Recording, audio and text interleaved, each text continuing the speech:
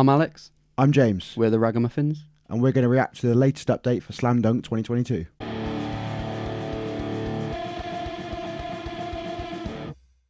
Announced today, new artists joining the Slam Dunk bill, James. We got Beartooth, Counterparts, 303, Set It Off, Nova Twins, With Confidence, Magnolia Park, and Lil Lotus. And we're just going to throw that all up on screen for you as well so you can see it.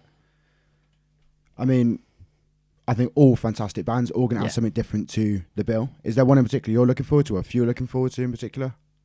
Beartooth and Counterparts. I mean, two of my favourite bands. Beartooth, one of your favourite bands. I'd firmly put Beartooth as like in my top 3. Yeah. So that's something for me. This was already a festival that looking forward to. Once again, like last year, if you haven't like seen the vlog that we put out, we had a massive group of us that went, and it's pretty much the same again this year. I think pretty much all the same faces, and plus a few new additions, which is even better.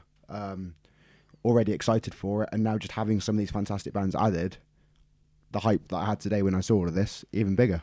Yeah, and I think me probably more than anyone when we went, I spent a lot of time at the Jägermeister tent, which was essentially the heavy tent. And the lineup up until today was very pop punk heavy. So the addition of Beartooth and Counterparts, which they're going to be at Jägermeister, is amazing for me because I could have happily spent pretty much the whole day there and not left. And you're not alone, because I've seen a lot of the comments on Slam Dunk's Twitter, which have been people saying that it's been so pop punk heavy so far, and are they going to cancel having 2 of the Jägermeister stages, and they were the best part of last year and people spent so much time there. This obviously is much more confirmation that we're going to have a good heavy stage compared to a lot of the pop punk that's on there. We've got to wait and see still. They've still got the bottom of there saying more bands are going to be added. Yeah, there's going to be so many more to be added. So I'm not worried at all about any of the stages. But I mean, looking at what's heavy already so far, I'm thinking that Alexis on Fire will probably be headlining it. Yep. And then you've got Beartooth, maybe The Used there, maybe not.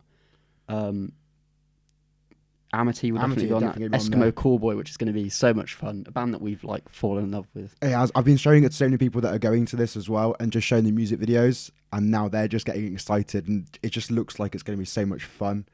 Like Cancer Bats. I mean, with Silverstein there, we could see a Silvertooth reunion. Yeah. That could be quite a fun one to do again. Counterparts, obviously, like you said. There is a good variety here, and I think I'm already starting to wonder about stage splits and clashes a little bit. I've had a few different people message me already and just say, we want to see this band, we want to see that band, and I'm just like, are we going to get to see everyone again? Like, I know we had issues last year. You and Dan in particular, when you went off, you didn't miss Sleeps entirely, and you went and saw Boston Manor and Holding Absence, and then kind of went to Broke, I think, straight afterwards, and that jump between those clashes. So hopefully we don't get that as much this time, but it's just a festival I'm thoroughly looking forward to, and you for being your second time there. Yeah. Me, I think this is my 4th, and I think Dan is about 5, maybe even 6. Yeah. It just gets stronger and stronger every year, and I think it really does start to stand out more as a nice alternative independent festival. Another thing to point out, Slam Dunk have put out a previous statement about this, but the Mighty Mighty Boss Stones, I believe, have split up. Yeah, I think after about 39 years of being a band together. Yeah, they were announced for this, likely to be at the Punk in Drublic stage. They are working on a replacement, but it's yet to be announced. I mean, it's nothing that I think we could really speculate on. It's not our wheelhouse. I could name you one ska band, and it's Real Big Fish. Yeah. So, I mean, we'll keep an eye out for who could replace them. But already, I think that stage is looking quite hefty. Dropkick Murphys are a huge band. I know it's not really our cup of tea, but no, that feels big. Feels comparable to No Effects last year. Yeah, definitely. I think that's the whole point of this. There's such a diversity amongst the lineup that it's going to pull in all kinds of different crowds. The only other main thing that I've seen a lot is a lot of people getting a bit angry at Beartooth. That because they were meant to be touring, like we were meant to be going this month at the end of February to go and see them. Obviously all COVID travel. And I don't think people are really understanding how much it costs to tour. And the fact that, yes, although in the UK here, restrictions are much, much less. Around Europe, that's not the same. Yeah, and for 3 American bands to try and thread together a UK and Europe tour, you've got to navigate different countries' policies regarding the virus that shall not be named. You can't expect a band like Beartooth to risk a tour like that, because all it takes is for one person in the touring party to get it.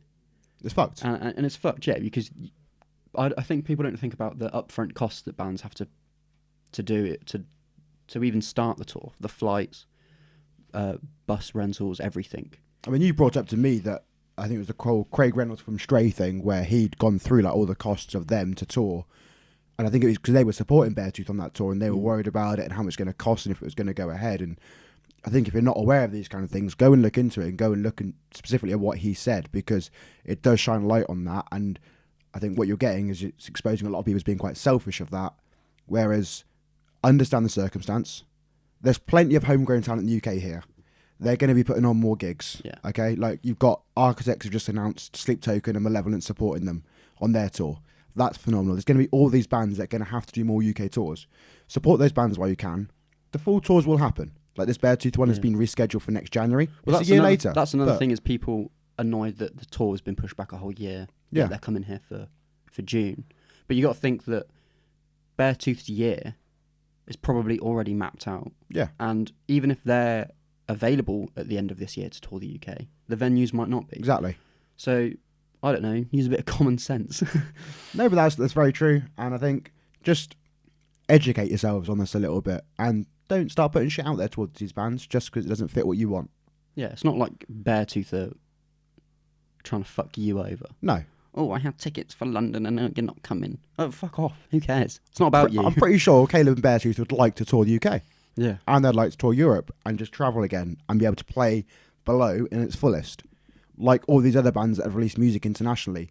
I mean, we've seen in particular the amount of people that comment on some of our videos saying they want to see Sleep Token in America. I'm sure they'd love to take their show to America and many people will love it. However, it's not really feasible necessarily still. Yeah. It's still an issue. So, patience. The gigs will keep coming. And we'll get there eventually. Before we wrap up, are there any bands yet to be announced that you'd like to see added? I'd like to see Straight from the Path be back added. Like we've mentioned them obviously before in this video. They were meant to be there last year. Craig got injured. They had to pull out. And you've seen like Sum 41 couldn't make it last year. They've been brought back. A lot of these bands have been brought back again multiple years. It would just be nice to have them back in the edition. They can have the spot they were meant to have last year and actually be able to perform for you, everyone. So I'd like to see Straight back in. You? Yeah. I'd really like to see Blood Youth return. We Yeah. missed them last time, unfortunately, in Kaya's last show. They were early on in the day, and since then they've released Visions of Another Hell. Wow. Incredible album. New vocalist Harry we saw live and was incredible, and I think I think they deserve to have that spotlight back on them again with this new album, new vocalist, sort of new chapter for the band. So I think they'd be really great on the Jägermeister tent. So yeah. And who would you like to see on Slam Dunk next year? Is there anyone on this lineup in particular that you really want to see now, and who do you want to see added on there? Go and check out our playlist we've got on Spotify, where it's all updated with all these new bands that we've just discussed. It'll continually to be updated as even more bands get added. Go check out our vlog from last year. Be sure to sub to the channel. All kinds of videos, all kinds of content coming. Monthly podcast, reviews, all kinds of good shit. Everything alternative.